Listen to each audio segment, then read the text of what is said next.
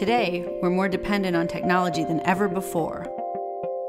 Just think, 10 years ago we had no Wi-Fi, GPS, or iPods, no Facebook, smartphones, e-readers, or streaming movies. How is all of this technology affecting us? Physically, emotionally, and spiritually. And more importantly, what would our lives be like if our days and nights were as immersed in nature as they are today in electronics?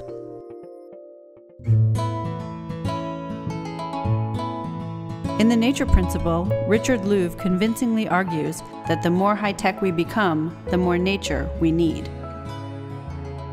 In his research, he discovered a growing body of evidence that a connection to the natural world can boost mental acuity and creativity, promote health and wellness, create smarter, more sustainable businesses, communities, and economies, and ultimately strengthen human bonds.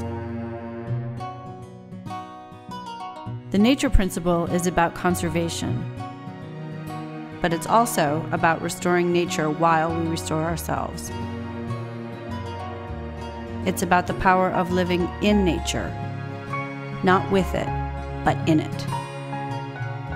And it's a book about people that are creating that world in their daily lives and beyond.